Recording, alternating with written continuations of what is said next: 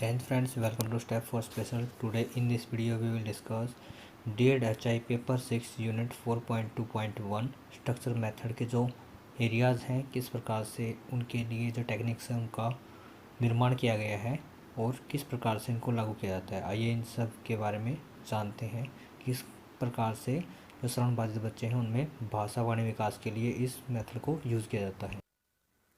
आइए अब जानते हैं। पीटर जलार्ड की एक बधिर शिक्षिका थी जिन्होंने श्रवण बाधित बच्चों के भाषा विकास हेतु सन 1929 में एक की का निर्माण किया। यानी कि यह बताया कि जो एक शिक्षिका थी वह स्वयं भी श्रवण बाधित थी और उन्होंने श्रवण बाधित बच्चों के लिए एक शिक्षा का पैटर्न बनाया जिसको भाषा के विकास के लिए श्रवण बाधित बच्चों को प्रयोग में लाया जाता था। अब इसमें जो यह प्रयोग या फिर जो टेक्निक बनाई गई थी उसका निर्माण हुआ था 1929 में। अब इसमें आगे दिया गया है, इस की में 6 कॉलम बनाए हुए हैं और प्रत्येक कॉलम एक एक शब्द से दर्शाया गया है। अब इसमें जो यह की बनाई गई है इस की के अंदर क्या बताया गया है कि 6 कॉलम्स जो डिवाइड किए गए हैं, प्रत्येक कॉलम का क्या है अपना अपना एक रूप है जिसका एक अपना अर्थ होता है और इसमें कुछ शब्द बताए गए हैं जिन शब्दों का अपना एक अर्थ बनता है जिसके आधार पर बच्चों में भाषा विकास करवाया जाता है। आगे दिया गया है, जिसकी सहायता से श्रवण बाधित बालक वाक्य की रचना करना सीखते हैं और इसके बाद वह स्वयं अपना मूल्यांकन भी कर सकते हैं। अब इसमें बताया कि जो श्रवण बाधित बच्चे हैं इस जो 6 कॉलम की जो की बनाई गई है इसके आधार पर ही वाक्य की रचना करना सीखते हैं, सेंटेंस मेकिंग प्रोसेस है उसको सीखते हैं और अपना असेसमेंट भी खुद से कर सकते हैं कि बच्चे को कितना जो भाषा का ज्ञान हो पाया है। आगे दिया गया इसमें, इस विधि पर विभिन्न विद्वानों के विभिन्न मत हैं जिसके कारण भाषा विकास की यह विधि पूर्ण रूप से लागू नहीं हो पाई। अब इसमें बताया कि जो उस समय के जो विचारक थे उन्होंने इस विधि के बारे में अनेकों प्रकार के जो तर्क हैं अपने पक्ष रखे जिसके आधार पर इस विधि को पूर्ण रूप से लागू नहीं किया गया। अब इसमें लागू ना करने की जो बात थी कि उन्होंने अपने पॉइंट ऑफ व्यू रखे थे कि जो श्रवण बाधित बच्चे हैं उनके अंदर भाषा विकास के लिए जो 6 कॉलम का यह पैटर्न या फिर जो की है उसका निर्माण किया गया, उसको लागू करने से श्रवण बाधित बच्चों में जो भाषा का विकास है या फिर उसका जो लेवल का स्तर है या फिर लेवल है वह इतना अच्छा नहीं हो पाता। उसके कुछ नेगेटिव फैक्ट्स भी हैं जिसकी वजह से जो श्रवण बाधित बच्चे हैं उनके अंदर भाषा का जो विकास हो रहा है उसके भी कुछ डिसएडवांटेज या फिर हानियाँ बताई गई हैं कि जिससे बच्चों को अच्छे से भाषा का विकास नहीं हो पाता। उन सब मतों के आधार पर जो यह शिक्षा प्रणाली थी या फिर यह भाषा शिक्षण के लिए जो पैटर्न यूज किया जाता था उसको लागू या एक्सेप्ट नहीं किया गया। आगे बच्चों को भाषा सिखाने एवं पढ़ाने की प्रक्रिया को 6 कॉलम या स्तंभों के द्वारा प्रदर्शित किया गया जिसका उद्देश्य है कि श्रवण बाधित बालक इस कॉलम, अब यहाँ पर बताया गया है कि इस तालिका को देखकर भाषा को आसानी से सीख सके कि जो हीयरिंग इम्पेयर्ड बच्चे हैं इस जो की है या फिर कॉलम का जो पैटर्न बनाया है उसको देखकर भाषा को आसानी से लर्न कर सके, यहाँ पर बताया गया है। अब इसका जो सैंपल है वो दिखाया गया है कि जो first, second, third, fourth, fifth, 6 columns बनाए गए हैं इनके अंदर कुछ अलग अलग वर्ड लिखे गए हैं जिनका अपने स्थान पर अलग अलग मतलब होता है और यहाँ पर फिर उससे कनेक्टेड एक सेंटेंस का निर्माण करके दिखाया गया है कि इस प्रकार से जो श्रवण बाधित बच्चे हैं वो सेंटेंस फॉर्मिंग सीख सकते हैं। अब ये यहाँ पर जो श्रवण बाधित बच्चे हैं उनके लिए फर्स्ट टेक्निक बताई गई थी जो भाषा सीखने में उनको हेल्प कर सकती है। सेकेंड जो पॉइंट बताया गया है इसके अंदर एप्पल ट्री प्रोग्राम, कि किस प्रकार से जो एप्पल ट्री प्रोग्राम है वह बच्चों के अंदर भाषा विकास करने में हेल्प करता है। आइए इसके बारे में जानते हैं। एप्पल ट्री प्रोग्राम कम मेहनत और ज़्यादा उन्नति का कार्यक्रम है। यह कार्यक्रम श्रवण बाधित बालकों के भाषा अभ्यास हेतु प्रयोग में लाया जाता है। इसमें वाक्य के उच्चारण पर विशेष ध्यान दिया जाता है क्योंकि भाषा का विकास एक सामान्य बालक में शुरुआत से ही प्रारंभ होता है। बालक जितना अधिक वाक्य का उच्चारण करेगा उतना ही अधिक भाषा विकास माना जाएगी। अब यहाँ पर बताया कि जो एप्पल ट्री है इसमें क्या होता है कि जो बच्चे हैं उनके लिए प्रैक्टिस के लिए कम होता है, यानी कि प्रैक्टिस के ऊपर विशेषकर जोर दिया गया है। उसके अंदर जो सेंटेंस फॉर्मिंग का जो स्ट्रक्चर दिया गया है उसके ऊपर बच्चों को ज़्यादा ध्यान नहीं देना पड़ता। यहाँ पर सबसे ज़्यादा बताई गई है कि बच्चे जितना अधिक अभ्यास करेंगे, या जितना अधिक उच्चारण करेंगे वो उतना ही उसमें अच्छे से एक्सपर्ट हो पाएंगे, उतना ही अच्छे से भाषा के साथ कनेक्ट हो पाएंगे। ये यहाँ पर दिया गया है। अब इसके अंदर जो बच्चों की ज़्यादा से ज़्यादा उच्चारण जो क्षमता है उसके ऊपर, या फिर जो वाक्य के बोलने की जो क्षमता है उसके ऊपर ध्यान देने के लिए फोकस किया गया है कि बच्चा जितना अधिक बोलेगा वह उतना अधिक अच्छे से सेंटेंस फॉर्मिंग करना सीखेगा। ये यहाँ पर जो एप्पल ट्री प्रोग्राम है इसके अंदर बताया गया है।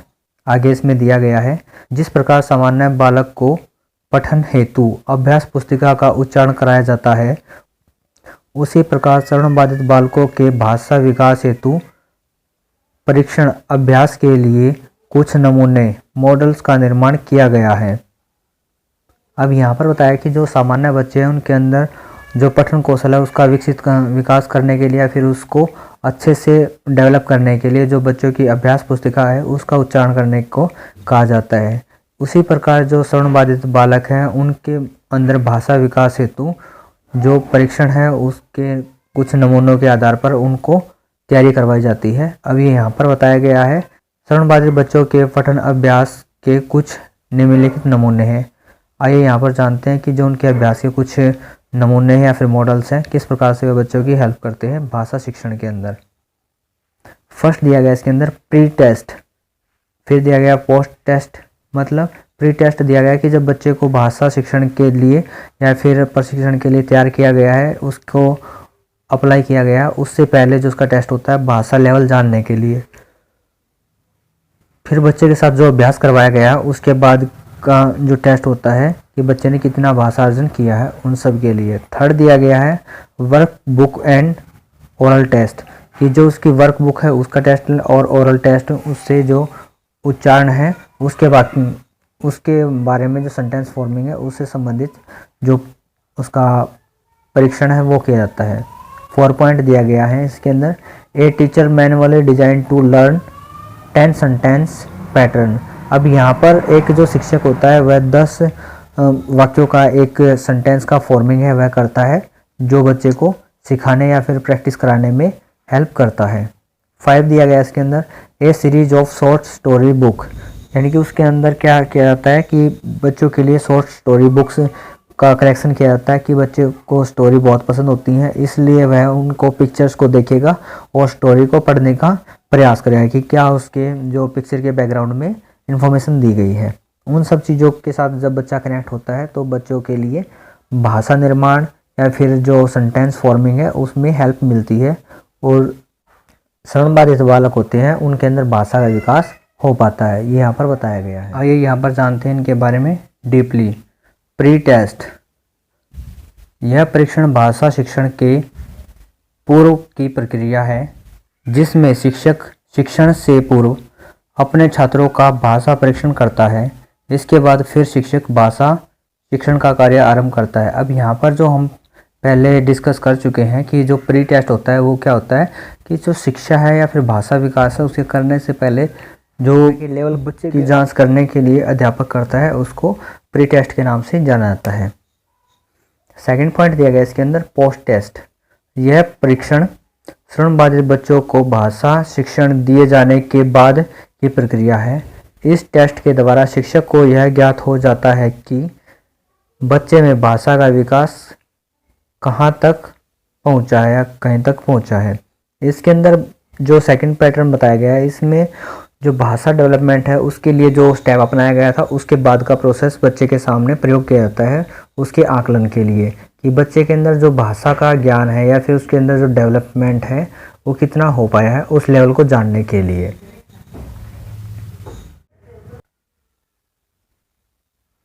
थर्ड पॉइंट दिया गया इसके अंदर workbook and oral test, यह एक ऐसी भाषा पुस्तिका होती है जिसमें बच्चा लिखित और मौखिक ओरल टेस्ट में जानकारी प्राप्त करता है। इसे भाषा शिक्षण के समय प्रयोग में लाया जाता है।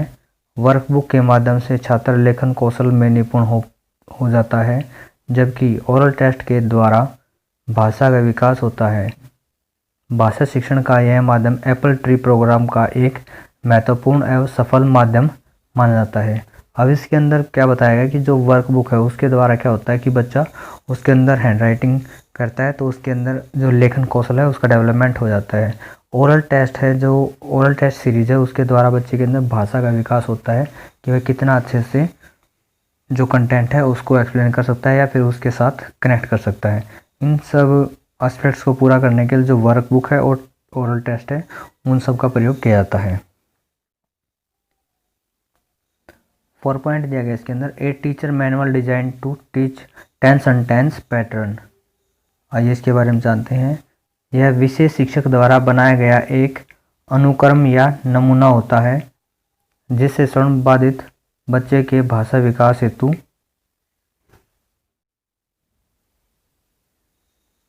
प्रयोग में लाया जाता है। आइए इसके बारे में यहाँ पर जानते हैं। जैसे सेंटेंस दिया गया subject plus verb plus object. अब यहाँ पर जो एग्जांपल दिया गया Ram is going to school, subject verb object, Ram is a good boy, subject plus verb, Ram goes. अब इस प्रकार के जो सेंटेंस दिए गए हैं इनके आधार पर बच्चे के अंदर जो भाषा का विकास है वो हो पाता है। ये जो शिक्षक है वह अपनी मर्ज़ी से किसी भी प्रकार के जो टेंसेज हैं जो सिंपली बच्चे के साथ कनेक्ट कर सके और बच्चा उसको अच्छे से मेमोराइज कर सके और उसको अंदर फ्यूचर अपने नीड के अकॉर्डिंग यूज़ कर सके, इन सब सेंटेंसेस का प्रयोग किया जाता है। 5 पॉइंट दिया गया है इसके अंदर, a series of short story book, लघु कहानियों की श्रेणीबद्ध किताबें। आइए इसके बारे में जानते हैं। श्रवण बाधित बच्चों के भाषा विकास में छोटी छोटी रोचक कहानियों की श्रेणीबद्ध किताबें बहुत उपयोगी सिद्ध होती हैं। इन कहानियों की किताबों में कहानी के अनुसार आवश्यक चित्र छिपे होते हैं जिससे बच्चा इन चित्रों को देखकर कहानी को समझने का प्रयास करता है। शिक्षक इन कहानियों के माध्यम से श्रवण बाधित बच्चों में भाषा का विकास कराते हैं। चूँकि ये कहानियाँ रुचिकर एवं प्रेरक होती हैं, अतः इसके अध्ययन से बच्चे को कुछ अच्छा सीखने को मिलता है जिससे सामाजिक कौशल का भी विकास होता है। अब यहाँ पर बताया कि जो श्रवण बाधित बच्चे हैं उनके लिए किस प्रकार से जो स्टोरीज़ हैं या फिर स्टोरी बुक्स हैं उनका प्रयोग किया जाता है भाषा विकास के लिए।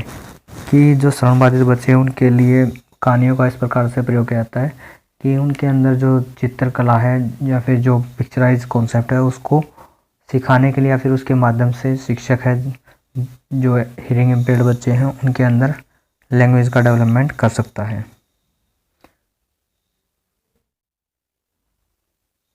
आगे दिया गया इसके अंदर बेरी 5 स्लेट सिस्टम। आइए इसके बारे में जानते हैं। यह कार्यक्रम संरचनात्मक विधि के अंतर्गत आता है। इसकी संरचना बेरी ने किया था जो कि समय एक विशेषज्ञ रह चुके हैं। इन्होंने श्रवण बाधित बच्चों को वाणी एवं भाषा कौशल के लिए इसका निर्माण किया। अब यहाँ पर बेरी नाम से एक जो साइंटिस्ट हुए हैं या विशेषज्ञ हुए हैं स्पेशलिस्ट, उन्होंने हियरिंग इम्पेयर्ड बच्चों के अंदर भाषा वाणी विकास के कौशल के लिए इस प्रकार की एक जो 5 सिस्टम स्लेट है उसका निर्माण किया। आइए इसके बारे में जानते हैं। इस कार्यक्रम का उद्देश्य यह था कि श्रवण बाधित बालक किसी भी परिस्थिति एवं श्रवण स्तर पर भाषा का विकास कर सके। बेरी ने इस कार्यक्रम में व्याकरण और पठनी शैली के पाठ्य विभिन्न तत्वों को संयुक्त किया। इस रचना में कर्ता क्रिया और कर्म का अधिकाधिक ध्यान दिया। इन्होंने इस रचना में 5 स्लेट का प्रयोग किया जिससे श्रवण बाधित बालक में भाषा का विकास हो सके। अब यहाँ पर बताया कि जो श्रवण बाधित बच्चे हैं उनके अंदर भाषा विकास करने के लिए व्याकरण के रियाज हैं जो उनका भी बहुत बारीकी से सावधानीपूर्वक प्रयोग किया गया है, जिसके अंदर कर्ता क्रिया कर्म का विशेष रूप से प्रयोग किया गया है। और ये सब जो क्रियाएं हैं मिलकर श्रवण बाधित बच्चे में भाषा का जो विकास है उसको कराने में हेल्प करती हैं। यहाँ पर दिया गया है। आइए इसके बारे में डिटेल में जानते हैं कि क्या है ये 5 स्लेट सिस्टम। अब यहाँ पर जो कॉन्सेप्ट दिया गया है कर्ता क्रिया कर्म, अब इसके अंदर अलग अलग एरियाज दिए गए हैं। जो फर्स्ट ऑप्शन दिया गया है उसके अंदर है किसने क्या किया, किसने कब किया, किसने क्यों दिया, किसने कहाँ किया, किसने कैसे किया। ये इस प्रकार के जो सेंटेंस फॉर्मिंग कराई जाती है ताकि बच्चे को भाषा और वाणी विकास के साथ कनेक्ट किया जा सकते। आगे दिया गया इसके अंदर कलर कोडिंग सिस्टम। आइए इसके बारे में जानते हैं। इस प्रकार की व्यवस्था छोटे बालकों में भाषा का विकास करती है। इसमें एक प्रकार के सहायक सामग्री से शिक्षण होता है जो एक पुस्तक के द्वारा निर्धारित होता है। इस पुस्तक में तरह तरह के चित्र होते हैं। उस चित्र को देखकर बालक दूसरी तरफ बनाता है या रेखांकित करता है। चित्रों में किस वस्तु के आकार, रंग एवं उनके नाम की जानकारी होती है। इस पुस्तक के द्वारा बालक अपने आसपास की वस्तुओं के बारे में जानकारी रखता है। अब यहाँ पर बताया कि जो कलर कोडिंग कॉन्सेप्ट है इसके द्वारा क्या किया जाता है कि एक बुक होती है जिसके अंदर एक प्रकार का जो डायग्राम है वह बना होता है, दूसरी तरफ का जो डायग्राम है वह छात्र को बनाना होता है या फिर उसके अंदर कलरिंग करनी होती है। इस प्रकार की जो एक्टिविटी होती है जिसके द्वारा बच्चा उस चित्र के साथ और उस कलर के साथ कनेक्ट हो सकता है और उसको इन द फ्यूचर अपनी जो भाषा है फिर आवश्यकता के अनुसार यूज़ कर सकता है। आगे दिया गया इसके अंदर रंग व्याख्यान शिक्षण कार्य हेतु उपयुक्त साधन मानी गई है। शिक्षक इस प्रकार की संबंधित पुस्तक से शिक्षण करने के बाद छात्र को गृह कार्य के निर्देश देते हैं। घर जाकर छात्र उस अभ्यास पुस्तिका में दिए गए गृह कार्य को पूर्ण करता है जिसके द्वारा छात्र में चित्र की पहचान, रंग का ज्ञान तथा चित्र एवं रंग संबंधी भाषा का विकास होता है। अब यहाँ पर जो स्टूडेंट है उसको होमवर्क दिया जाता है। उस होमवर्क में जो एक्टिविटी करवाई जाती है वो same as it is class work के साथ कनेक्ट होती है जिसके द्वारा बच्चे के अंदर चित्र की पहचान, उसका जो रंग कॉन्सेप्ट है उससे संबंधित भाषा का विकास आसानी से हो सकता है जो कि श्रवण बाधित बच्चों के लिए बहुत ही ज़रूरी होता है। ये यहाँ पर बताया गया है।